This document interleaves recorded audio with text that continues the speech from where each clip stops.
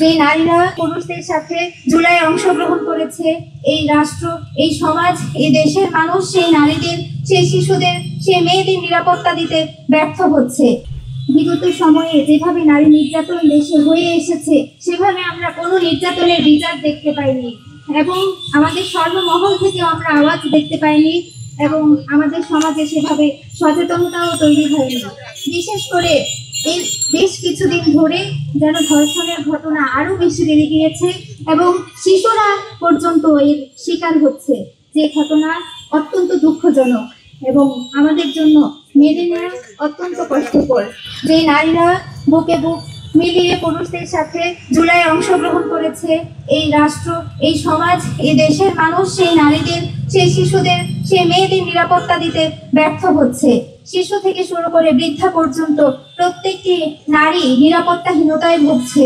আমরা যদি দেখি গাজীপুরের 13 বছরের শিশুকে ধর্ষণের ঘটনাকে কিভাবে অন্যদিকে মোড় নেওয়ানোর চেষ্টা করা হচ্ছে, অথচ যেখানে উচিত ছিল সবাই মিলে সুষ্ঠু তদন্তের মাধ্যমে একটি বিচার নিশ্চিত করা, সেটি না করে আমরা দেখতে পাচ্ছি আমাদের প্রগতিশীলরা, সুশীলরা এই ঘটনায় চুপ করে আছে। আমাদের মেইন স্ট্রিম কোনো মিডিয়াতে আমরা সেই নিউজ দেখতে পাইনি, এমনকি পুলিশ প্রশাসন থেকে আমরা অসহযোগিতামূলক আচরণ দেখতে পাচ্ছি এবং সেই ঘটনাটিকে ধর্ষণ নয় বরং প্রেমের ঘটনা হিসেবে চালিয়ে দেওয়া হচ্ছে। এবং একজন 13 বছরের শিশু, বাংলাদেশের সংবিধান অনুযায়ী যে শিশু, তাকে তরুণী হিসেবে প্রমাণ করার চেষ্টা করা হচ্ছে। যে সকল ঘটনার তীব্র নিন্দা এবং প্রতিবাদ আমরা জানাচ্ছি এবং আমরা আহ্বান করছি, দাবি জানাচ্ছি এই ঘটনার দ্রুত তদন্তের মাধ্যমে অভিযুক্তদের শাস্তি নিশ্চিত করা। শুধু তাই নয়, আমরা দেখতে পেয়েছি দুর্গাপূজা চলাকালীন সময়ে গাজীপুরেই একজন শিশু পুরোহিত কর্তৃক ধর্ষিত হয়েছে এবং খুব রিসেন্টলি গাজীপুরের শ্রীপুরে 9 বছরের একজন শিশু কিন্তু যুবক কর্তৃক ধর্ষিত হয়েছে। আমরা বলতে চাই, এসব ঘটনা কি কাকতালীয়ভাবে ঘটছে নাকি দেশের সাম্প্রদায়িক সম্প্রীতি নষ্ট করার লক্ষ্যে এসব ঘটনা উদ্দেশ্যমূলকভাবে ঘটানো হচ্ছে? সে বিষয়ে তদন্ত করা হোক, সে বিষয়ে সচেতনতা তৈরি করা হোক।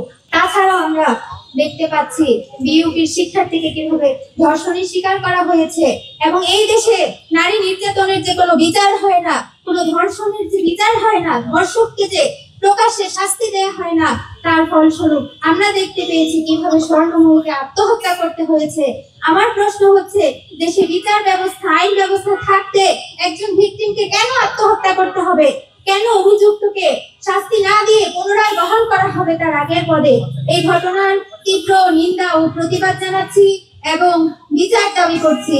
আমাদের সমাজে ট্রেন্ড হয়ে গিয়েছে, কোনো ঘটনায় যদি ফেসবুকে হাইপ না উঠে সেটার কোনো বিচার হয় না, সেটা কারো নজরে আসে না। অথচ এমনটা হওয়ার কথা ছিল, থানায় অভিযোগ দেওয়া মাত্রই পুলিশ প্রশাসন, দেশের আইন বিভাগ, বিচার বিভাগ ভিকটিমকে সর্বোচ্চ সহযোগিতা করবে। বাধ্য হয়ে আমাদেরকে ফেসবুকে আওয়াজ তুলতে হচ্ছে, হাইপ তৈরি করতে হচ্ছে যেন ভিকটিমরা সহজে বিচার পায়। এই ট্রেন্ড থেকে বের হয়ে আসার আহ্বান জানাচ্ছি দেশের বিচার ও শাসন ব্যবস্থা সহ দেশের সকল সচেতন মহলকে। বরঞ্চ আমাদের দেশে এমন একটা সিস্টেম তৈরি করতে হবে যেখানে থানায় বিচার যাওয়া মাত্র, অভিযোগ দেওয়া মাত্র অভিযুক্তকে সর্বোচ্চ সহযোগিতা করা হবে। আমরা আরো দেখতে পেয়েছি, যখনই কোনো ধর্ষণের ঘটনা ঘটে তখন ভিকটিমের ছবি সহ, তার নাম সহ, পারিবারিক তথ্য সহ প্রচার করা হয়, যেখানে অভিযুক্তের কোনো তথ্য আমরা দেখতে পাই না। এই ঘটনার তীব্র নিন্দা জানাচ্ছি। আসলে তো হওয়ার কথা ছিল অভিযুক্তের প্রচার, অভিযুক্তের শাস্তি, কিন্তু আমরা সেটা দেখতে না পেয়ে দেখতে পাই যে ভিকটিমদের প্রচার করা হচ্ছে, যেটা কোনোভাবেই মেনে নেওয়ার মতো ঘটনা না। আমরা চাই অভিযুক্তের যথাযথ শাস্তি হোক এবং দ্রুততম সময়ে শাস্তি হোক। ইতিপূর্বে আমরা যে সকল ঘটনায় দেখেছি অভিযুক্তদের গ্রেফতার করা হয়েছে, কিন্তু পরবর্তীতে তাদের কি ধরনের শাস্তি দেওয়া হয়েছে সেটা এখনো পর্যন্ত দৃশ্যমান নয়, যার কারণে একের পর এক ধর্ষকরা রেহাই পেয়ে যাচ্ছে এবং আমাদের সমাজে এই ঘটনাগুলো বেড়েই চলেছে, কমছে না। শিশু থেকে শুরু করে সকলে এই ধরনের নির্যাতনের শিকার হচ্ছে এবং ধর্ষিতাদের পোশাক নিয়ে মোরাল পুলিশিং পর্যন্ত করা হচ্ছে। শুধুমাত্র ধর্ষণ নয়, আমাদের সমাজে মোরাল পুলিশিং এর মাধ্যমেও নারীদের নির্যাতন করা হচ্ছে। আমরা সেই ঘটনারও তীব্র নিন্দা জানাই। যে তার নিজস্ব মতাদর্শ অনুযায়ী চলাফেরা করবে, সেখানে কোনো ধরনের হস্তক্ষেপকে আমরা সমর্থন করি না। আমরা সকলের মত পথের প্রতি শ্রদ্ধা অনুভব করি, শ্রদ্ধা পোষণ করতে চাই। আমরা দেশের বিচার ব্যবস্থা এবং আইন ব্যবস্থার সংস্কারের দাবি করছি এবং আমরা চাই প্রত্যেকটা ঘটনার সুষ্ঠু তদন্ত হোক, প্রত্যেকটা ঘটনায় ভিকটিম যেন আদর্শ বিচার পায় সেই দাবি আমরা জানাচ্ছি।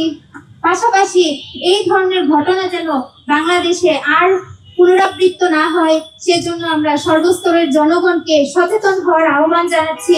আমাদের দেশে, আমাদের সমাজে এমন একটা ধারণা অনেক বেশি প্রচলিত আছে, আমার মতাদর্শের হলে আমি তার পাশে দাঁড়াবো, আর আমার মতাদর্শের না হলে আমি তার পাশে দাঁড়াবো না।